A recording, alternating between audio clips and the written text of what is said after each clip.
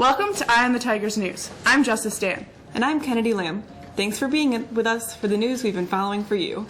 North Korea's claim to have detonated a thermonuclear weapon in an underground test has raised worldwide worry about what really happened, whether the isolated nation is closer to being capable of hitting the U.S. mainland with a nuclear missile and whether it brings war closer.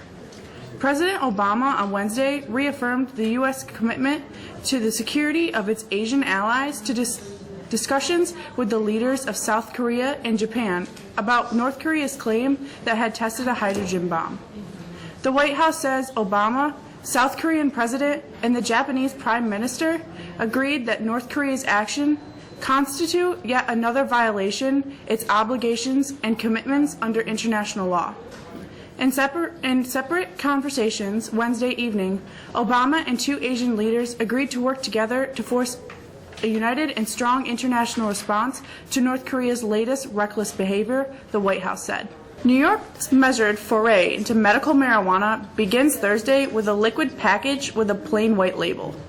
Behind an understated, secure entrance, pharmacists at New York City's first medical marijuana dispensary will consult with patients whose doctors must take special training to recommend the drug, allowed only in forms that can't be smoked.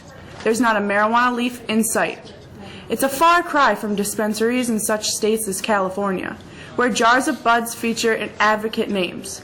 New York, where 8 dispensaries are set to open around the state Thursday, has some of the strictest rules among the more than 20 states that allow medical pot. Patients and their advocates fear New York is putting up too many roadblocks, and it's unclear how many patients, if any, will be ready to walk through the dispensary doors Thursday. But operators say the state's stringency will help convey professionalism as the industry matures. Governor Cuomo was in Liverpool yesterday to talk about government consolidation.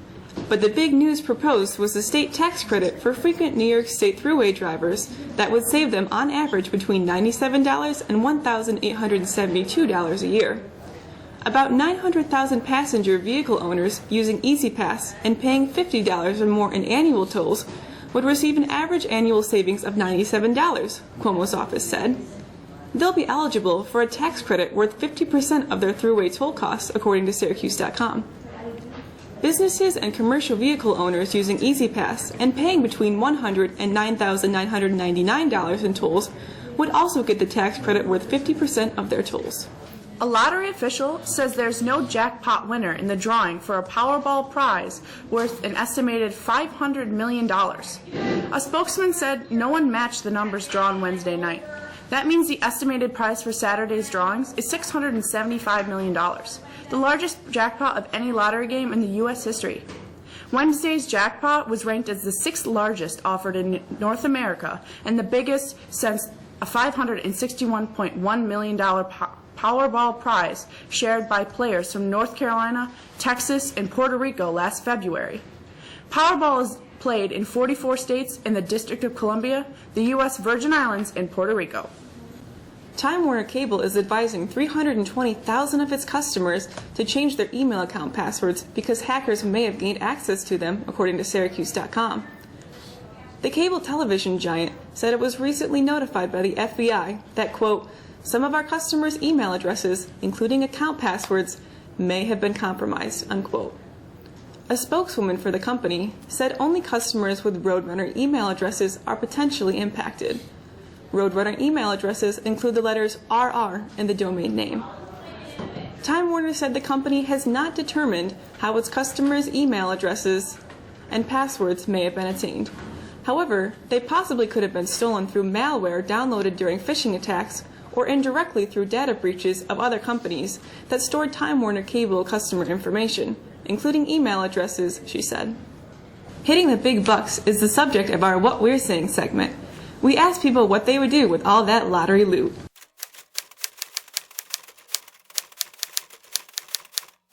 Probably put it to either a charity or donate half of it to charity and keep the other half and pay bills for my family. I would drop out of school. I think if I won the lottery, I would probably put it towards travel, maybe to like Europe and places of that sort, like Germany or France. would buy all the zoos in the world. In all honesty, I would probably help people that were less fortunate than I am. And I know that sounds cliche, but that's honestly what I would do with it. I would probably give it to, a lot of it to my mom, help her pay her bills, my brother David, who has cancer, and I would probably give donations to my friends and say, let's party. If I won the jackpot Powerball lottery, I would build a big SRC type arena right here in Central New York for all the kids in Oswego County to use, and they could have graduations, concerts, sporting events, and any kind of big family ceremonies there. I would adopt a bunch of puppies and have a puppy farm. Quiet weather on the way for the next couple of days before some changes. With the forecast, here's Brianna.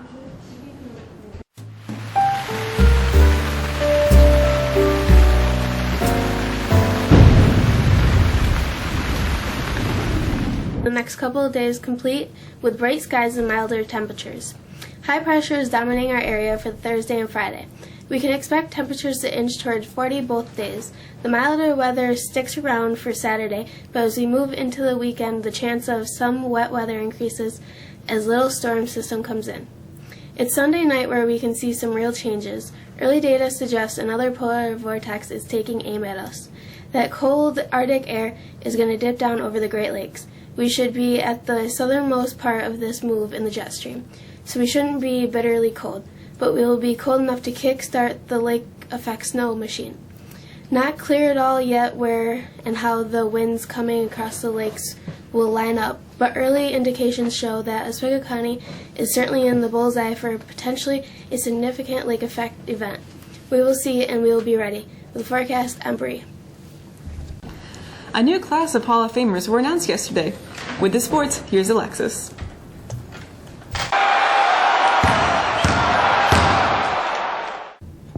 Ken Griffey Jr. was considered Mr. Clean during 22 years in the major leagues, untainted by accusations of drug use, as he climbed the home run list during the height of the steroids era. He nearly made a clean sweep in Hall of Fame voting. Griffey received 437 of 440 votes in his first appearance on the Baseball Writers Association of America ballot, a record 99.3%. The percentage is the highest in the nearly 80-year history of the Hall of Fame.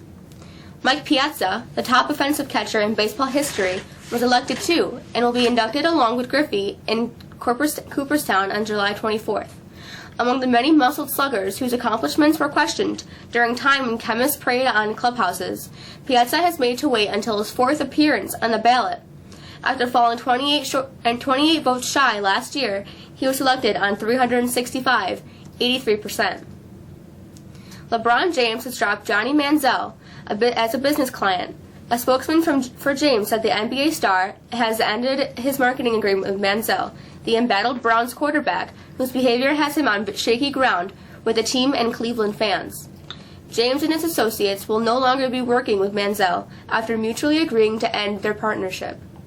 James's company has been handling endorsement deals for Manziel since he got drafted into the NFL. The two have appeared in commercials together.